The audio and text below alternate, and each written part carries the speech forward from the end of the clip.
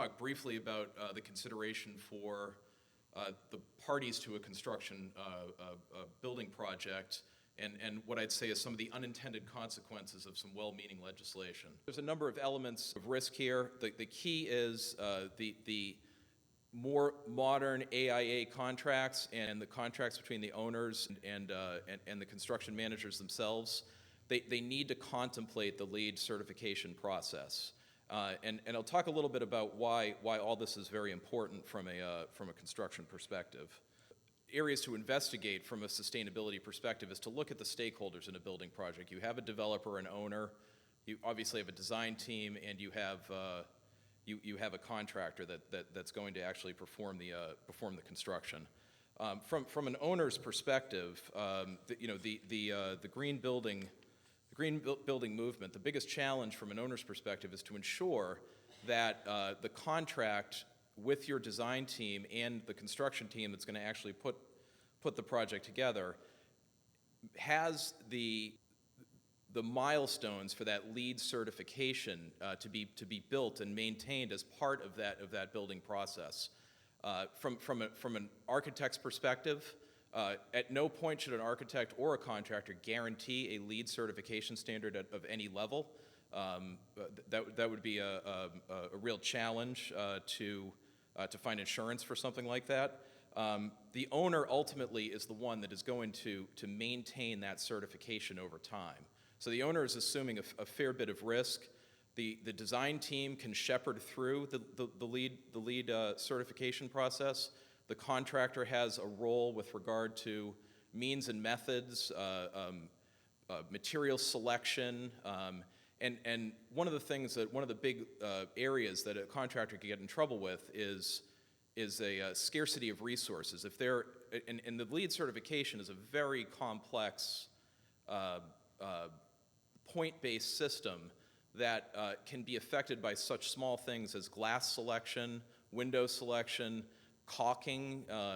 If it's a high VOC caulking element, you can go really from platinum down to gold very quickly. And if the contract standard is to get that platinum certification, you've created a potential challenge, and that really comes down to that means and methods area of the general liability coverage that a contractor has. So any scarcity of resources, any ambiguity in the design contract, the parties need to sit down. You need to discuss any challenges that are coming through.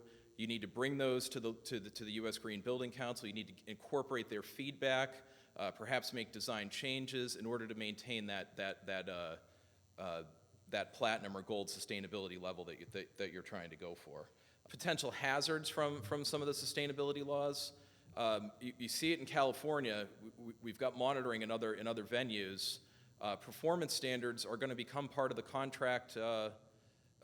Part of the permitting process from municipalities, and you're creating an efficacy situation where you have to report on performance over the course of the building time, and if that performance standard isn't met, if you designed it or you built it, you could potentially face an increase in liabilities. Never mind the risks that the property owner themselves have. So how do you work with this efficacy issue? Obviously it's through this design process.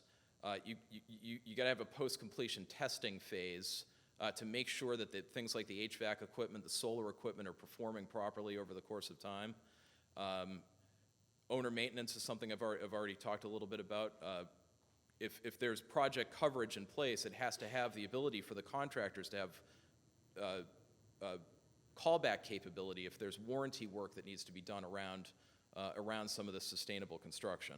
It all comes down to the contract, particularly with the design side of the contract. There are a number of attorney firms that specialize in reviewing the contracts between owners, design teams, and contractors. Owners really are facing an increased risk of regulation here.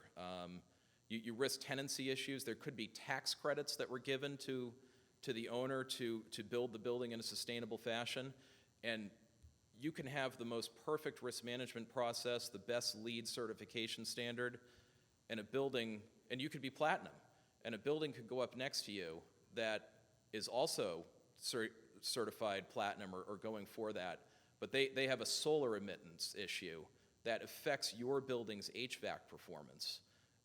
And again, you're creating the potential for now liability between parties for neighboring properties. I have a duty to report on the performance of this building over time, and there's no end to when that reporting provision comes about. So it's a new area of emergent risk for property developers, and one that I think people should pay attention to. Admittedly, the contractual relationships between owners, designers, and contractors is a very complex one. We did a pretty quick drive-by, but if anybody has any questions, I'd be happy to take them.